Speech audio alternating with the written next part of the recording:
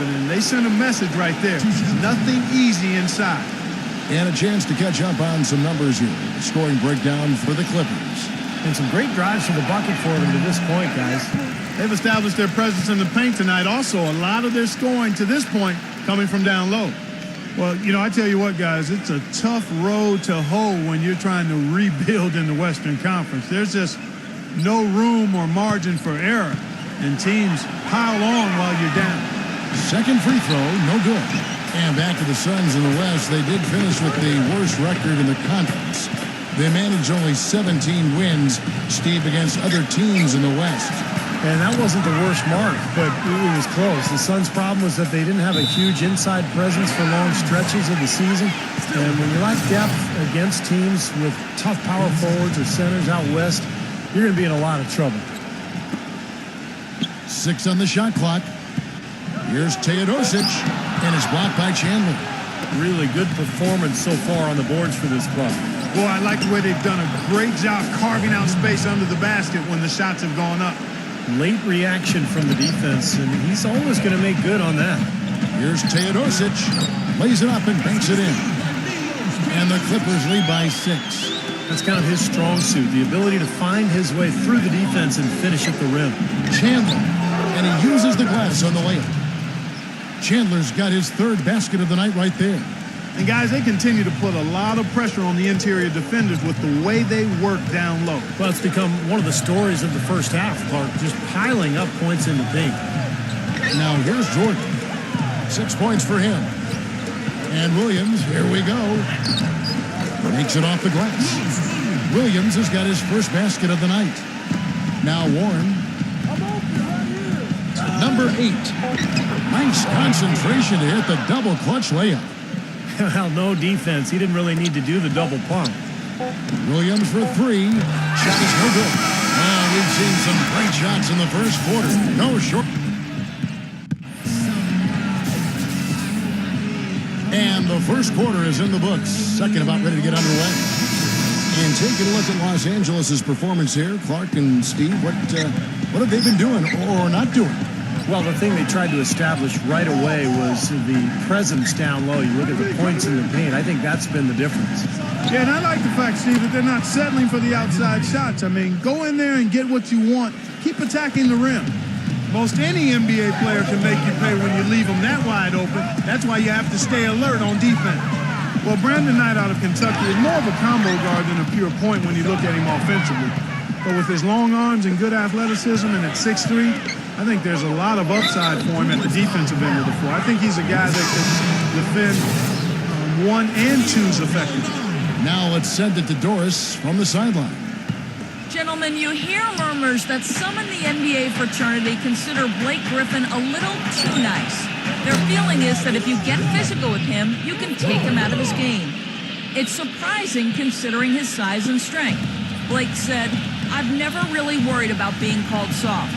If anybody wants to step up and take that challenge, I'm more than happy off the court because I don't want to get suspended. And guys, he's too valuable to this team to miss games. But some feel he has to retaliate to let opponents know he means business." That animosity can stick around, Doris. Tough thing. Thank you. And DeAndre Liggins picks up the foul. That is his first foul of the game. And for Brandon Knight offensively, he's still trying to figure it out. I think he's best as a spot-up shooter. I mean, he does have some point guard skills. He's got some athleticism. But he's really an excellent outside shooter when he's got time to set up. And the Suns making a change here. Booker's checked in. Len, defended by Griffin. Outside for Bledsoe. He dishes it to Booker. Fires from deep. It's hauled in by Los Angeles. There's the lob to the hoop. And the basket by Johnson. That's where you like to get shots, inside and close to the hoop. The Suns have gone 2 of 3 from the field here to open the second quarter. Jackson with it, now guarded by Liggins, and out of bounds as the Clippers gain possession. That's a poor possession. You just give away the ball with a sloppy pass. Los Angeles making a switch here. Rivers checked in. Beverly dishes to Griffin.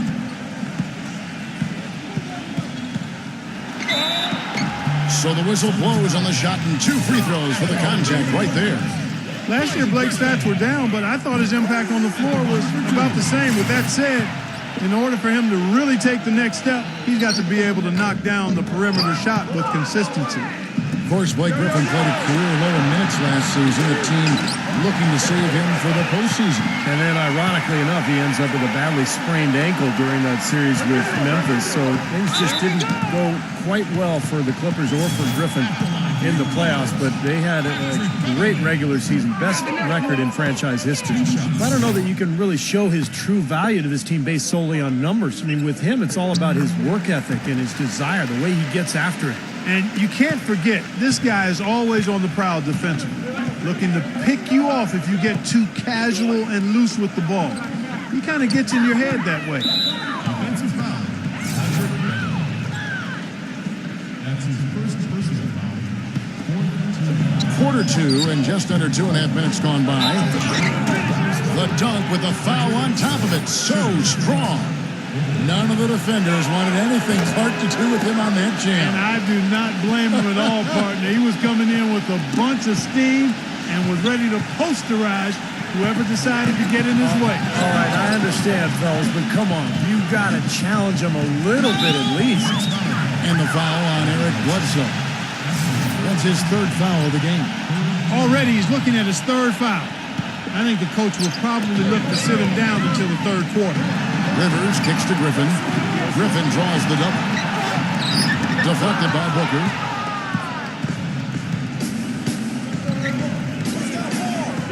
And another foul would give him 3 before the half, something to keep our eyes on.